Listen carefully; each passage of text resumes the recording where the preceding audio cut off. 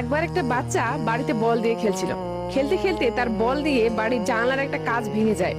তার বাবা যখন দেখে যে জানলার কাঁচ ভাঙা, তখন সে এতটাই রেগে যায় যে না ডায় দেখে না বায় দেখে সোজা একটা লাঠি নিয়ে সেই বাচ্চাটার হাতের মধ্যে এতটাই মারে যে বাচ্চাটার হাতের মধ্যে পুরো সোয়েলিং হয়ে যায়।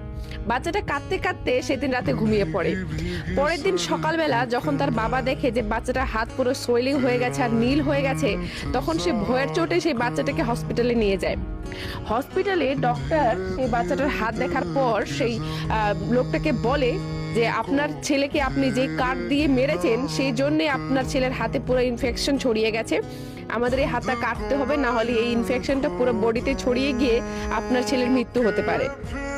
কোনো উপায় না পেয়ে শেষ পর্যন্ত বাচ্চাটার অপারেশন হয়। অপারেশনের পরে যখন বাচ্চাটার জ্ঞান ফিরে এবং সে যখন দেখে যে তার একটা হাত নেই, তখন সে কাঁদতে কাঁদতে তার বাবাকে বলে যে বাবা, আমি আর কোনোদিনও বাড়ির কাজ ভাঙবো না, তুমি আমাকে আমার হাতটা ফিরিয়ে দাও।